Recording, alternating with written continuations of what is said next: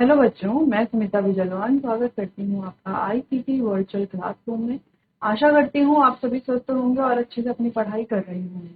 बच्चों, आज हम पढ़ने जा रहे हैं क्लास 12 की केमिस्ट्री और क्लास 12 की केमिस्ट्री में हमारा चैप्टर चल रहा था D and F block element, जहाँ पर हम डी ब्लॉक एलिमेंट को कम्प्लीटली पढ़ चुके हैं। एफ ब्लॉक एलिमेंट हमने आधा पढ़ लिया है। अब एफ ब्लॉक एलिमेंट में एक दो टॉपिक बच जाते हैं, फिर हमारा चैप्टर हो जाएगा कंप्लीट। हम कोशिश करेंगे आज के लेक्चर में ही हम अपना चैप्टर जो है वो कंप्लीट कर लें।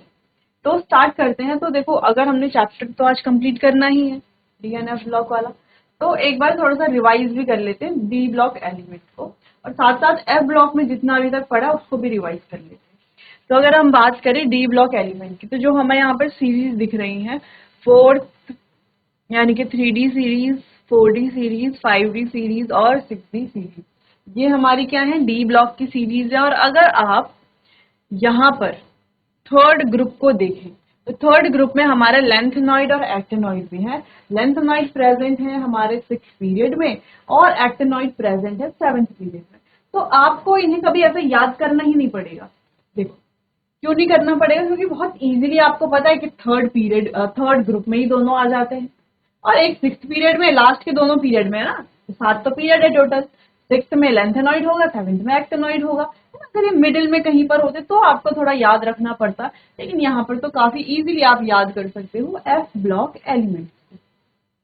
पहली चीज ये हो गई। दूसरी, अगर हम जनरल इलेक्ट्रॉनिक कॉन्फ़िगरेशन की बात करें, तो दोनों की जनरल इलेक्ट्रॉनिक कॉन्फ़िगरेशन थोड़ा थोड़ा सिमिलर है ना। थोड़ा थोड़ा सिमिलर क्यों बोल रहे हैं, यानी कि यहाँ पर केवल एफ को ही तो हम ऐड कर रहे हैं, बाकी तो इसकी वाली जो इलेक्ट्रॉनिक कॉन्फ़िगरेशन है डी ब्लॉक की वैसी तो है, लेकिन इलेक्ट्रॉन हम ऊपर नीचे कर ले। जैसे यहाँ पर डी में 1 से 10 तक, तो यहाँ पर 0 से 1 इलेक्ट्रॉन होता है।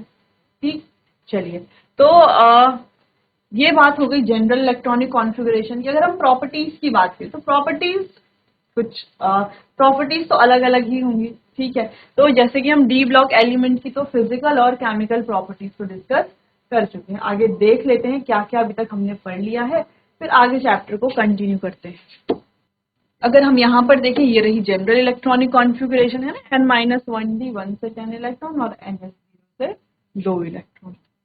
बाकी यहाँ पर आप देख सकते हैं इन्हें ट्रांजिशन मेटल क्यों कहा जाता है, इनके क्लासिफिकेशन के बारे में लास्ट लेक्चर में हमने बात की थी, इलेक्ट्रॉनिक कॉन्फ़िगरेशन के बारे में बात की थी, और मोस्ट इम्पॉर्टेंट यही था कि जो हमारे पास यहाँ पर एक्सेप्शनल इलेक्ट्रॉनिक कॉन्फ़िगरेशन है, यानी कि एक्सेप्शनल केसेस जो हैं वो ज्यादा हमें ध्यान रखने थे।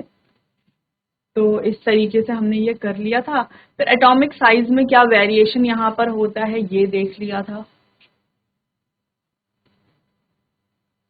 टॉप टू बॉटम और लेफ्ट टू राइट क्या वेरिएशन है ये भी देख लिया था। Ionization energy top to bottom क्या ऑर्डर है, लेफ्ट टू राइट क्या ऑर्डर है, ये डिस्कस कर लिया था। जेड इफेक्टिव भी हमने पढ़ लिया। ठीक है, जेड इफेक्टिव। चलिए, फिर आयनाइजेशन एंथैल्पी को काफी डिटेल में डिस्कस करने के बाद हमने बात की थी ऑक्सीडेशन की। ये बहुत सारी वेरिएबल ऑक्सीडेशन स्टेट्स को ये शो करते हैं। क्यों करते हैं, क्योंकि इनका n-1d और ns दोनों के इलेक्ट्रॉन बॉन्डिंग में पार्टिसिपेट करते हैं। ठीक, तो हम देख सकते हैं यहाँ पर कितनी अलग अलग ऑक्सीडेशन स्टेट ये शो कर रहे हैं। तो ट्रांजिशन एलिमेंट की बात कर ली थी, जिंक, कैडमियम और मर्क्यूरी को छोड़कर बाकी सारे ही ट्रांजिशन है। ये तीनों ही ट्रांजिशन नहीं है। क्यों नहीं है, क्योंकि इनका डी सबशेल इनकम्प्लीटली फिल्ड नहीं, कंप्लीटली फिल्ड है, इस वजह से ये ट्रांजिशन एलिमेंट नहीं है। चलो, फिर मेल्टिंग और बॉइलिंग पॉइंट डिस्कस कर लिया था कि मेल्टिंग पॉइंट क्या है, बॉइलिंग पॉइंट क्या है। फिर मेल्टिंग पॉइंट और बॉइलिंग पॉइंट इनका हमेशा क्या होता है, ज्यादा होता है, हाई मेल्टिंग और बॉइलिंग पॉइंट होता है। ऐसा क्यों, ऐसा होता है इनके बीच में प्रेजेंट स्ट्रॉन्ग मेटेलिक बॉन्डिंग की वजह।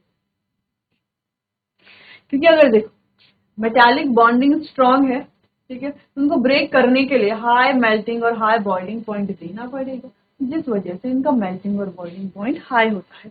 सबसे ज्यादा हाई होता है डी ब्लॉक में टंगस्टन का, इसका सबसे ज्यादा हाई मेल्टिंग पॉइंट होता है। ठीक है, मेल्टिंग और बॉइलिंग पॉइंट। फिर एंथैल्पी ऑफ एटोमाइजेशन के बारे में बात कर ली थी। हायर ऑक्सीडेशन स्टेट की स्टेबिलिटी देख ली थी। ऑक्सीजन जो है, ऑक्सीजन के पास एबिलिटी है स्टेबलाइज करने की, कंपाउंड को हायर ऑक्सीडेशन स्टेट वाले, यानी कि ऑक्सीजन के पास एबिलिटी है कि वो हायर ऑक्सीडेशन स्टेट वाले कंपाउंड को स्टेबल कर सकता है। क्यों? क्योंकि वो इलेक्ट्रोनेगेटिव नेचर का है और उसकी टेंडेंसी है मल्टीपल बॉन्ड फॉर्मेशन की। फिर मैग्नेटिक कैरेक्टर हमने देख लिया था, फॉर्मूला बहुत easy, mu equals to root N N plus 2, ठीक है, बोर मैग्नेट्रॉन। इससे हम इजीली पैरामैग्नेटिक डायमैग्नेटिक नेचर निकाल सकते हैं। फिर हमने बात की थी यहाँ पर डी डी ट्रांजिशन। चलिए इसे दोबारा से रिवाइज करेंगे, एक बार आप इसे अभी देख लीजिए।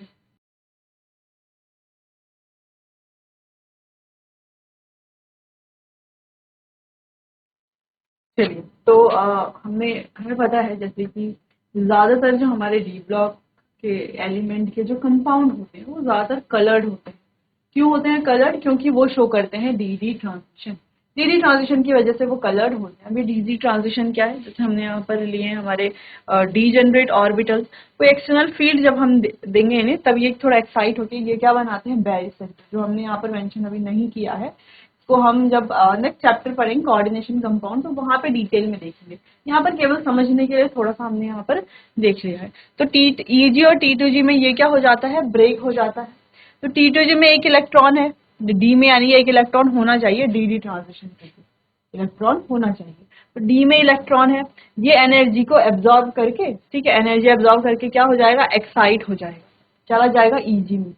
अब ज्यादा देर तक ये एक्साइटेड स्टेट में रहेगा नहीं, क्योंकि एक्साइटेड स्टेट में स्टेबिलिटी कम होती है। स्टेबल होने के लिए इसको वापस अपने ग्राउंड स्टेट में आना पड़ेगा। तो ये क्या करेगा, जो एनर्जी इसने एब्जॉर्ब की थी ये क्या करेगा, एनर्जी को एमिट करेगा और वापस से अपनी ग्राउंड स्टेट में आ जाएगा। और ये जो एनर्जी एमिट करता है, अगर ये एनर्जी को विजिबल रीजन में एमिट करता है जो कि 4000 से 7000 एंगस्ट्रॉम है, वहां पर अगर ये एमिट करता है तो हमें जो है कंपाउंड के कलर दिखते हैं, ठीक है। तो ये हमारे पास कॉम्प्लीमेंट्री कलर साइकिल ये हमें बताती है कि जो कलर इसने एब्जॉर्ब किया है तो ये एमिट कौन सा कलर करेगा। मान लो इसने ग्रीन एब्जॉर्ब किया है तो एमिट करेगा रेड, वॉयलेट एब्जॉर्ब किया है तो येलो एमिट करेगा, ब्लू एब्जॉर्ब किया है तो ऑरेंज एमिट करेगा, वॉयलेट और ब्लू के बीच का कोई कलर एब्जॉर्ब किया है तो ऑरेंज और येलो के बीच का कोई कलर एमिट करेगा, ठीक है। तो इस तरीके से कॉम्प्लीमेंट्री साइकिल हमने पढ़ ली थी। अब आप यहाँ पर दो एग्जाम्पल देख पा रहे हो, दोनों में क्या समझ में आ रहा है कि डी में इलेक्ट्रॉन नहीं है, लेकिन फिर भी हमें पता है ये कलर शो करते हैं ना, एक कलर पर्पल है और एक का कलर है ऑरेंज। तो कलर कैसे शो कर रही है, डी में तो इलेक्ट्रॉन ही नहीं, डी डी ट्रांजिशन कैसे होगा, तो ये शो करते हैं चार्ज ट्रांसफर स्पेक्ट्रा की मदद से कलर। बाकी ये कॉम्प्लेक्स भी फॉर्म करते हैं, कैटालिटिक एक्टिविटी शो करते हैं, इंटरस्टिशियल कंपाउंड बनाते हैं, अलॉय बनाते हैं, नॉन स्टोइकोमेट्रिक कंपाउंड बनाते हैं डी ब्लॉक एलिमेंट। बाकी डिटेल में तो पढ़ ही लिया है। फिर हमने कुछ इंपॉर्टेंट कंपाउंड देखे क्रोमियम के, ये बहुत इंपॉर्टेंट रिएक्शन भी है बच्चों कि क्रोमियम का फॉर्मेशन कैसे हो रहा है, क्रोमियम यानी कि पोटेशियम डाइक्रोमेट का फॉर्मेशन कैसे हो रहा है, ये एक इंपॉर्टेंट कंपाउंड है। तो क्रोमेट ओर लेना है, उसको फ्यूजन मिक्सचर के साथ रिएक्शन करवानी है तो हमें मिल जाएगा सोडियम क्रोमेट, उसकी रिएक्शन करानी है H2SO4 के साथ, हमें मिल जाएगा सोडियम डाइक्रोमेट, अगेन रिएक्शन करानी है KCl के साथ तो पोटेशियम डाइक्रोमेट हमें मिल जाएगा। रिएक्शन दिखने में इजी लगती है भी इजी, लेकिन एग्जाम आते आते आप ये क्या कर जाते हो, इसको भूल जाते हो, फिर देखने से लगता है कि ये तो बहुत ही ज्यादा डेंजरस रिएक्शन लग रही है कि कैसे इसको लर्न करेंगे, तो आप कंफ्यूज हो जाओ। तो ऐसा नहीं करना है, इसको जो है बार बार आपको रिवाइज करते रहना है, इजी रिएक्शन है। बाकी दो चीजें हैं कि हम सोडियम डाइक्रोमेट को ही यूज क्यों नहीं कर लेते टाइट्रेशन में, हमें एज अ सॉल्यूशन जो है स्टैंडर्ड सॉल्यूशन हमें पोटेशियम डाइक्रोमेट ही क्यों चाहिए, सोडियम डाइक्रोमेट को यूज क्यों नहीं करते, क्योंकि ये हाइग्रोस्कोपिक नेचर का होता है। ऐसा कुछ क्वेश्चन आपसे पूछा जा सकता है। हाइग्रोस्कोपिक यानी कि ये एब्जॉर्ब करता है वाटर को एक्वस सॉल्यूशन से। बाकी ये कुछ स्टेप्स में हमने रिएक्शन देख ली थी। फिर कुछ केमिकल प्रॉपर्टीज हमने डिस्कस की थी यहाँ पर और इम्पोर्टेंट रिएक्शन भी देख ली थी। एक्शन ऑफ हीट की बात की, ऑक्सीडाइजिंग नेचर के बारे में हमने, और इम्पोर्टेंट रिएक्शन यहाँ पर देखी, इनको बैलेंस कैसे करना है, एन फैक्टर कैसे निकालना है, ये सब हमने यहाँ पर डिस्कस किया है। ये भी बहुत इंपॉर्टेंट है, इसलिए बच्चे कंफ्यूज होते हैं और उन्हें लगता है कि इतना सारा हम याद कैसे करेंगे, तो यहाँ पे याद करना ही नहीं है, ये तो हमें पता है ना, Cr2O7 2 नेगेटिव से Cr+3 और Fe+2 से Fe+3 तो क्वेश्चन में ही दिया, क्वेश्चन में दिया यानी कि तो हमें पता ही है। बस हमें क्या करना है, लिख लेना है, एन फैक्टर निकालना है, क्रॉस मल्टीप्लाई करके, एन फैक्टर का क्रॉस मल्टीप्लाई करके हमें क्या कर लेना है, रिएक्शन को बैलेंस कर लेना है। चार्ज बैलेंस कर लो या जो भी आप बैलेंस करना चाहें, इजीली आप बैलेंस कर सकते हैं। फिर कुछ क्वेश्चन हमने कर लिए थे यहाँ पर। चलिए फिर क्रोमिल क्लोराइड टेस्ट के बारे में, कॉन्फर्मेशन टेस्ट, एक ब्लू बटरफ्लाई वाला क्वेश्चन था, जब पेरोक्साइड के साथ ये रिएक्शन करता है तो ब्लू बटरफ्लाई हमें देखने को मिलती है। ब्लू बटरफ्लाई क्यों, क्योंकि ब्लू कलर की होती है, उसका स्ट्रक्चर जो है थोड़ा बहुत बटरफ्लाई जैसा दिखता है, जो दिख रहा है यहाँ पे, पेरोक्सी लिंकेज इसमें होती है, जिस वजह से बटरफ्लाई जैसा स्ट्रक्चर हमें दिख रहा है। ठीक है, इसीलिए स्ट्रॉन्ग ऑक्सीडाइजिंग एजेंट है। तो यहाँ पर हमने ऐसा एक फ्लो चार्ट बनाया, सिंपल सा फ्लो चार्ट जिसमें सारी रिएक्शन मेंशन है जो भी हमने इसकी पोटेशियम डाइक्रोमेट की पढ़ी। चलिए फिर हमारे पास आ गया था पोटेशियम परमैंगनेट, इसका फॉर्मेशन यानी कि प्रिपरेशन मेथड हमने देखा। फिर हमने देखा कि ये मैग्नेट और परमैंगनेट में डिफरेंस क्या है दोनों में, तो काफी ज्यादा डिफरेंस है दोनों में। अगर हम देखें तो सबसे पहले कलर का डिफरेंस, ये ग्रीन कलर का है, ये पर्पल कलर का है। ये कलर शो करता है, ग्रीन वाला कलर शो करता है डी डी ट्रांजिशन की वजह से, जबकि ये कलर शो कर रहा है चार्ज ट्रांसफर की वजह से, चार्ज ट्रांसफर स्पेक्ट्रा की वजह से।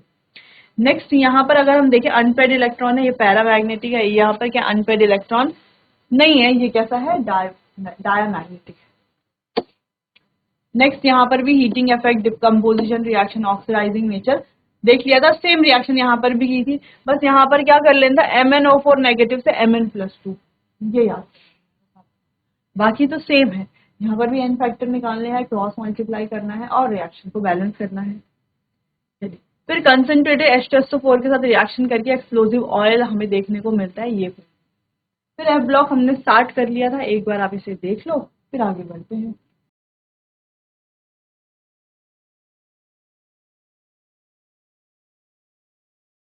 फिर हमने लेंथेनॉइड और एक्टेनॉइड सीरीज को एक तरह से देखा जाता है लर्न कर लिया था मेमोनिक्स की हेल्प से। ठीक है, कैसे कैसे हमें जो है ये सारे याद होंगे, तो ये हम लोगों ने लर्न भी कर लिए थे। फिर बात आती है इलेक्ट्रॉनिक कॉन्फ़िगरेशन।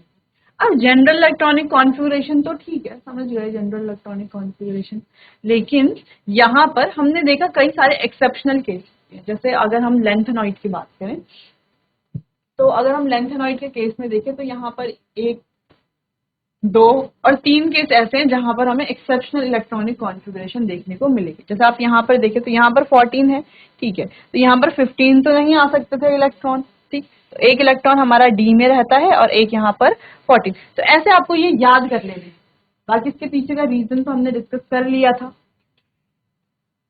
तो एक बार आप इन इलेक्ट्रॉनिक कॉन्फ़िगरेशन को देख लीजिए, फिर आगे कंटिन्यू करते हैं। तो ये हमारी है ये हमारी है लेंथेनॉइड की इलेक्ट्रॉनिक फॉर्म।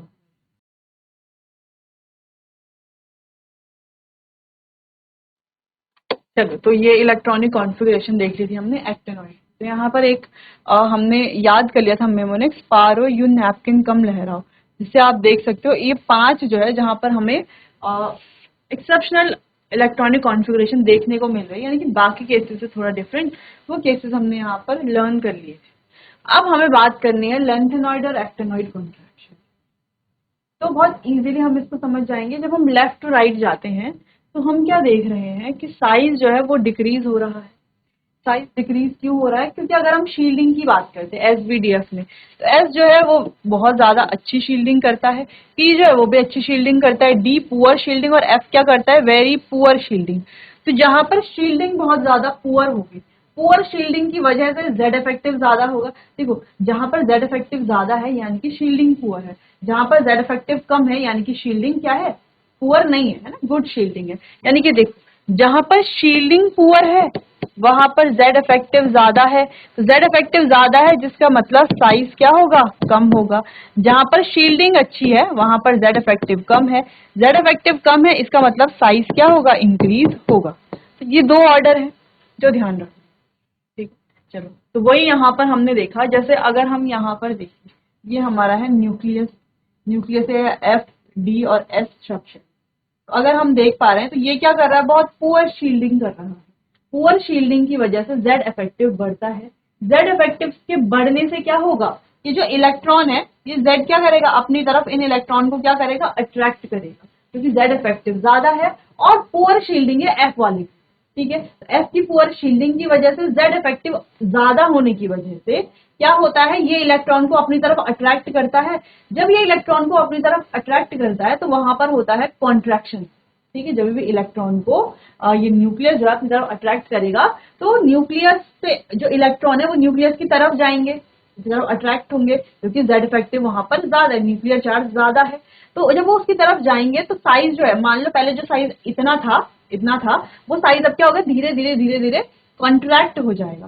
साइज कॉन्ट्रैक्ट हो जाएगा, इसका मतलब है साइज क्या हो जाएगा, कम हो जाएगा। तो लेंथेनॉइड और एक्टिनॉइड कॉन्ट्रैक्शन का मतलब भी वही है, साइज क्या हो रहा है, यहाँ पर कम हो रहा है, कॉन्ट्रैक्ट हो रहा है, ठीक है। किस वजह से, मेन यहाँ पर Z इफेक्टिव बढ़ने की वजह से और F की पुअर शील्डिंग की वजह से। इतना आपको ध्यान रखना है कि F शो करते हैं पुअर शील्डिंग, जो कि हम यहाँ पर ऑर्डर देख भी पा रहे हैं, ठीक है। पुअर शील्डिंग की वजह से ये क्या करते हैं, यहाँ पर जो है Z इफेक्टिव ज्यादा होता है और साइज जो है वो डिक्रीज होता है। इसी को ही कॉन्ट्रैक्शन बोलते हैं, इसी को हम लेंथेनॉइड कॉन्ट्रैक्शन भी बोलते हैं, ठीक है। इतना आप नोट कीजिए, फिर ऑक्सीडेशन स्टेट के बारे में बात करेंगे।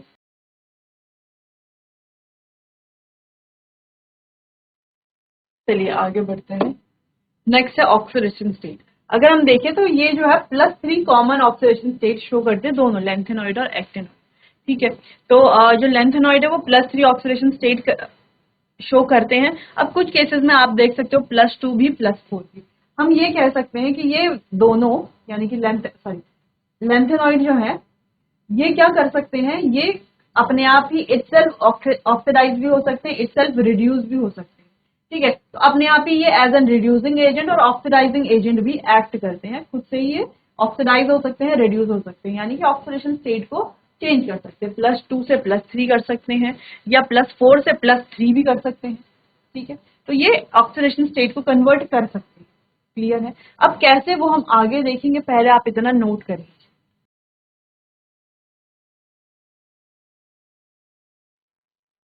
चलिए आगे बढ़ते हैं। +2 and +4 both oxidation state have tendency to convert into +3 oxidation state। तो +4 और +2 ऑक्सीडेशन स्टेट में टेंडेंसी है कि वो +3 में चेंज हो सकते हैं, कन्वर्ट हो सकते हैं। कैसे जैसे देख रहे होंगे, +2 से +3 यानी कि ये अपने आप ही क्या हो रहा है, ऑक्सीडाइज हो रहा है। +4 से +3 इटसेल्फ क्या हो रहा है, रेड्यूस हो रहा है, यानी कि अपने आप ही ऑक्सीडाइज भी हो रहा है, अपने आप ही रेड्यूस हो रहा है। तो यहाँ पर अपने आप ऑक्सीडाइज हो रहा है यानी कि एक्ट कर रहा है एज अ रिड्यूसिंग एजेंट, यहाँ पर अपने आप रेड्यूस हो रहा है यानी कि एक्ट कर रहा है एज एन ऑक्सीडाइजिंग एजेंट। तो एलन in +2 oxidation state act as reducing agent, क्योंकि अभी हमने कहा भी था कि ये अपने आप ही क्या करता है, खुद ही ऑक्सीडाइज कर लेता है, रिड्यूस भी कर लेता है। तो इटसेल्फ जो है ये अपने आप ही एज अ रेड्यूसिंग एजेंट और ऑक्सीडाइजिंग एजेंट भी एक्ट करता है। तो अगर ये +4 ऑक्सीडेशन स्टेट में है तो यहाँ पर क्या देखने को मिल रहा है, ये इटसेल्फ रिड्यूस कर रहा है यानी कि एक्ट कर रहा है एज एन ऑक्सीडाइजिंग एजेंट। दो चीजें यहाँ पर है, क्लियर है। तो लगभग चैप्टर कंप्लीट ही हो गया, बस एक छोटा सा टॉपिक रह जाता है, वो डिस्कस करने के बाद चैप्टर फिर हम कर लेंगे। तो ये आप नोट कर लीजिए, क्योंकि F ब्लॉग में ज्यादा कुछ है नहीं पढ़ने के लिए, थोड़ा बहुत चीजें हैं, थोड़ा बहुत टॉपिक थे जो हमने कंप्लीट लगभग कर लिए। देख लीजिए एक बार आप।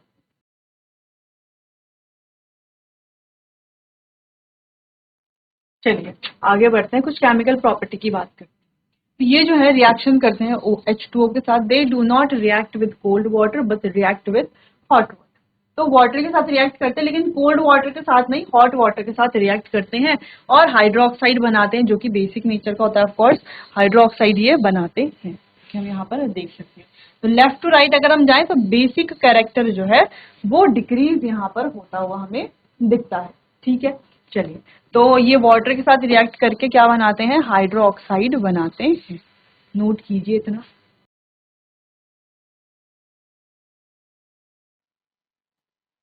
आगे बढ़ते हैं, एक और रिएक्शन है, ये O2 के साथ भी रिएक्शन करके बेसिक ऑक्साइड बनाते हैं, O2 के साथ रिएक्शन करके ये बेसिक ऑक्साइड बनाते हैं। ये तो नोट आपने कर लिया होगा।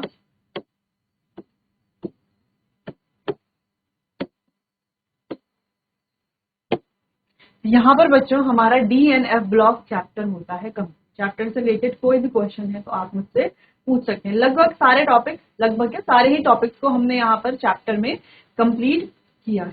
तो चलिए बच्चों, आज के लिए बस इतना ही, मिलते हैं अपने आने वाले अगले सेशन में। तब तक के लिए आपका बहुत बहुत धन्यवाद।